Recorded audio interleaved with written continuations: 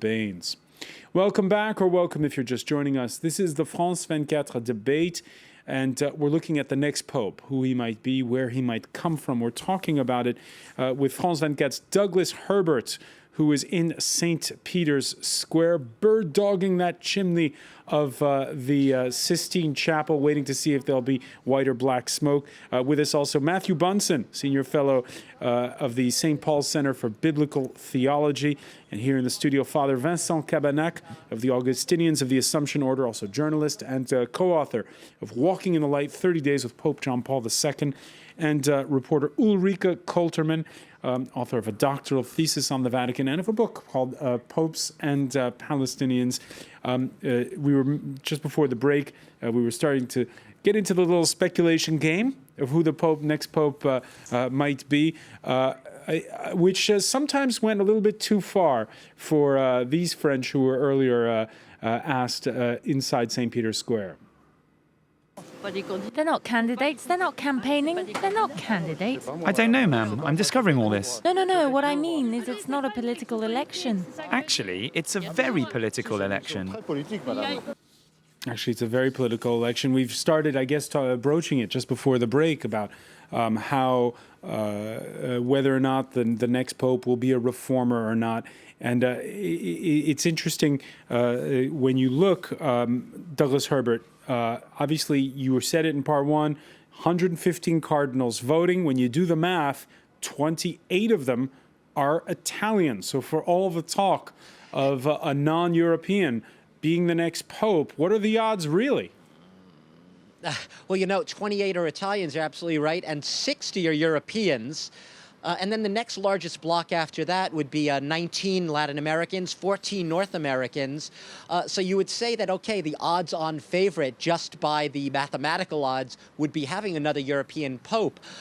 What's interesting here is, though, a lot of the people in the so-called reformist camp, and I say that with a lot of caution there, because we, the media, are using these terms, reformers versus the traditionalists. The cardinals in there are, I would gather, not using those exact terms. We've tried to create more of a narrative around that whole thing. But what's interesting is that a lot of the Europeans and the Americans who are perhaps in favor of reform of the church, and especially of the Roman bureaucracy in the Vatican, the curia, so to speak, they have rallied behind not a European, but actually a Latin American and someone from Brazil, the Archbishop of Sao Paulo, Odilo Scherer. And I was saying I wasn't going to mention names, François, and I'm not going to get into the speculation game, but that is one name that has been emerging again and again in recent days. And so it's interesting. It shows that even the person who might be the big choice of a lot of the people within the Italian prelates is actually a Brazilian archbishop. Ulrike Kolterman? Yeah, I think he's at least for the media, he's the ideal candidate because he represents Latin America and the country with the most of the Catholics. So there are 40% Catholics come from Latin America. And then he's not the typical South American because he has German parents. So he has a European side in him. And then he's someone very modern who's on Twitter all the time.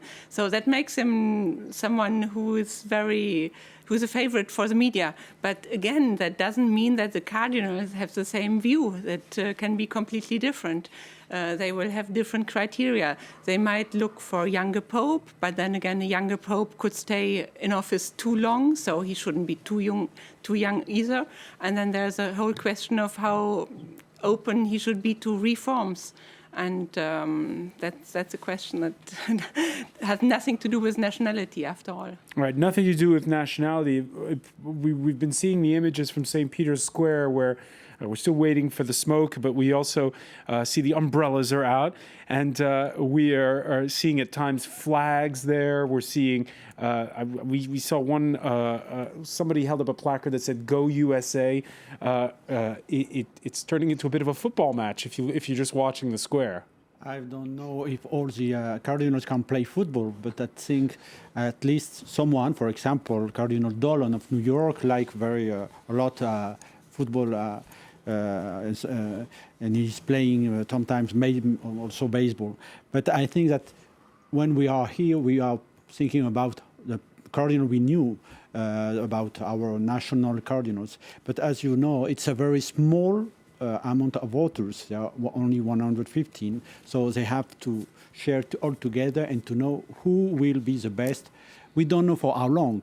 The different situation, and we know that he will not expect to die in his post. He can retire also. If Benedict XVI did it, someone else can do it. So can his successor. And for sure, the main thing is to say what pope can be at the top of the church now in the 21st century, and to be able to understand all the world and all the most important questions. It's not only a political, economical, or social, but it's also to be the first bishop of the church. All right, some in Rome, by the way, are indeed getting caught up in a bit of nationalistic pride. No points for guessing where these pilgrims are from. We're ready for the Pope. Yes. American Pope, if Pope. God's will. God's will. God's will, yes. Timothy Dolan. Timothy Dolan? Oui. Why? Because he is very exuberant, very exciting, and fresh. All right, and perhaps also because perhaps that person is from the greater New York area where he's the cardinal. Matthew Bunsen, I suppose the local media coverage where you are must be along those lines. It is, although like everywhere else in the media, they tend to be very caught up in the idea of horse races and conflict. Other panelists have made a great point regarding the fact that there is this image that we have out there of the so-called curiali, those who are in power right now in the Curia versus reformists. I do think it's a lot more complicated than that. But you also have very much interest in the Americans. I'm seeing that not just in the U.S. press, but very much in the Italian press. And while focus is understandably on Cardinal Timothy Dolan of New York, another name that has been surfacing quite a bit among the Vaticanisti is, of course, Sean O'Malley, the Cardinal Archbishop of Boston, who's a Capuchin Franciscan. So what's so compelling about that, in a way, is that Americans have been participating in conclaves for many, many decades, and that the working assumption had always been that the world's superpower in the United States would never produce a pope for all kinds of different reasons. This time around, because of the unique circumstances of Benedict's resignation, but also in a way as a statement of some of these interesting cardinal electors from the United States, I think for the first time they're seriously looking at the possibility, at least, of an American. And if that's the case, then Dolan's name has risen to the top, and so has Cardinal O'Malley's. And there's some who would even argue that Cardinal Wuerl of Washington, D.C. would have a shot. To the degree that any of that is true, of course, is something that we're just going to have to find out. All right, who'd make the best pope? What kind of pope does the church need? We asked you, by the way, on Twitter. There was Mr. Wax who says, a pope from Quebec named Marc Ouellet, vive le Québec. Patricia Martin writes, a pope who lives in the real world, ? If we have to have one at all. While Precious from Balaka, Malawi says, we don't mind where the pope will come from. Anyone who gets elected will be our pope, be it African, Asian, or European. And Bruno from Nantes in France, more important than whether he be European or non-European, is the level of modernity, opening, and acceptance of these times in which we live. Ulrike Kollerman, it's a tall order, whoever the next pope will be. Yeah, I do agree. And there are many people now saying we need an African pope. We need something like an Obama effect in the church. But I think they're mistaken, because a black pope doesn't necessarily mean someone who stands for reforms, because the Catholic Church in Africa is much more traditional and much more conservative. And let's say there's Peter Turkson from Ghana, who is one of the papabili, at least according to media. But will he push for reforms that Europeans might asked from the Catholic Church. That's not for sure. I mean, his stand on homosexuality, for instance, is very, very conservative. He said something like, okay, we Africans are not concerned by scandals because in any case, homosexuality is taboo in Africa. So that's not really what people in Europe would expect from the next Pope. So it doesn't mean if there is someone who's not from Europe that he will go for reforms. A few weeks back, we went to an Irish betting site for the odds there. And by the way, the odds keep shrinking on the Archbishop of Milan, Angelo Scola, who is now at 5-2.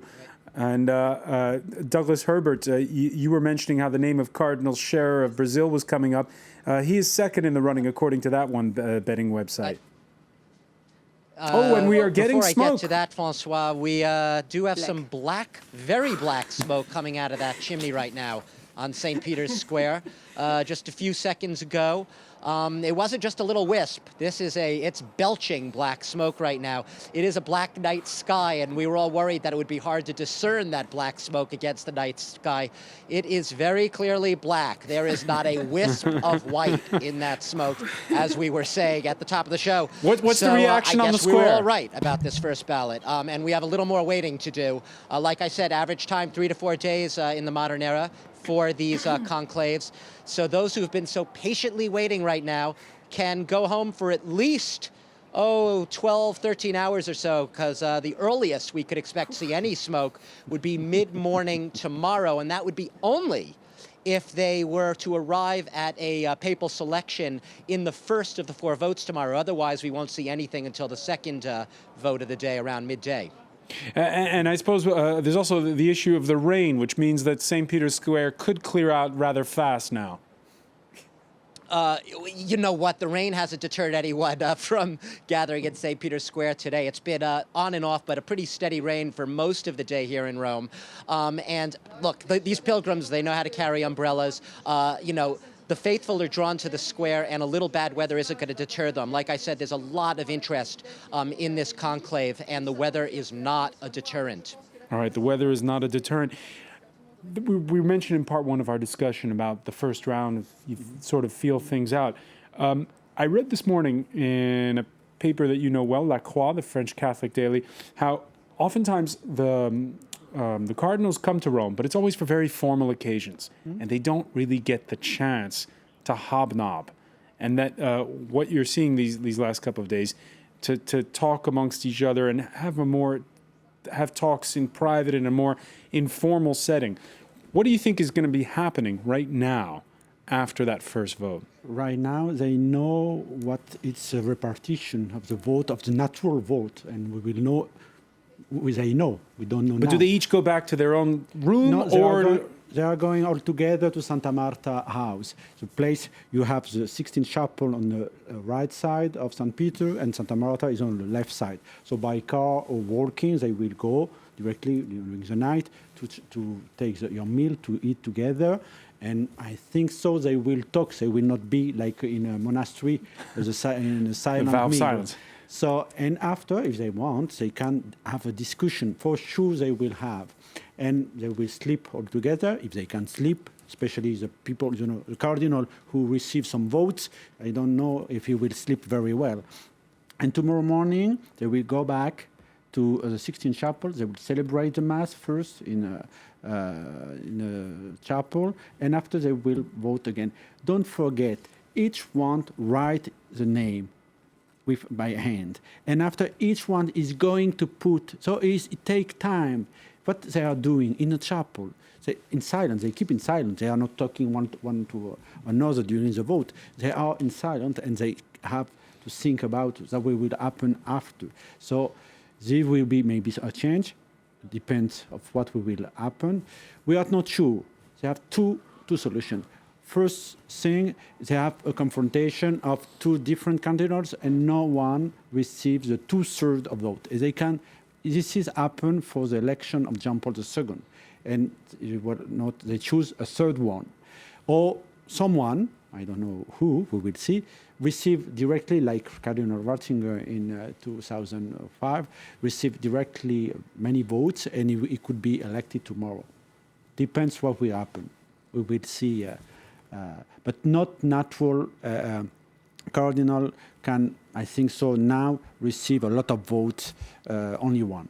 And when we talk about that dinner conversation they're having, you were mentioning a moment ago the issues of whether to reform or not, whether to address these issues that have stained the reputation of the church in past years. Is it going to be jockeying? What kind of jockeying is it going to be in terms of those? There's not going to be any convincing when it comes to which way the church should go in these. No, and the procedure is a very, very democratic procedure, which is good because they are not really allowed, or it's not well seen if someone proclaims himself as a candidate. So they start from what does the new pope need, what does the church need. So they will list all the challenges, or that's what they have done in the last 2 weeks already. They start from there, they look what are the challenges ahead for the Catholic Church, and only then they will discuss who is the best to face all these challenges. And so they will take their time. Right. And the lead editorial in The Guardian, laying down the gauntlet, it seems, this Tuesday. It says, wanted, leader of troubled global institution must have brilliant communication skills, be theologically sound, and armed with the courage to tackle a chaotic and possibly corrupt central administration. Jesus with an MBA, one wag suggested. It really is, Matthew Bunson, it seems like a tall order. It is, and we know what the priorities are for the cardinals. We have been able to discern from the Vatican briefings what they've been talking about. Reform of the Curia is certainly one of them.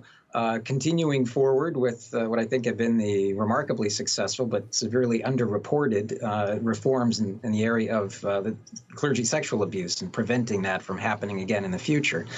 And then, of course, the issues facing the global church. And then the really big topic, I think, that has been overwhelming almost everything else here is the topic of the new evangelization, which is helping to reignite the fires of Christianity, of Christian culture in Europe and elsewhere in the First World, including North America. So what they're looking for is indeed somebody who's a reformer, but also somebody who's going to be able to carry forward this immense project of the new evangelization. It's worth noting that many of the cardinals, I think about as many as 50 of the 117 who are participating in this conclave, were in Rome last October for a synod of bishops on the new evangelization. And they brought it up. I'm going to have to cut you off because, Matthew Bunson, we are out of time. If you're just joining us on France 24, no pope after the first round of voting. We'll continue to watch it. I want to thank you. I want to thank as well Douglas Herbert in Rome, who will continue to keep a watch for us. And here in the studio, Father Vincent Cabanac and Ulrike Kolterman. Thank you to both of you. Thank you for joining us here in the France 24 debate.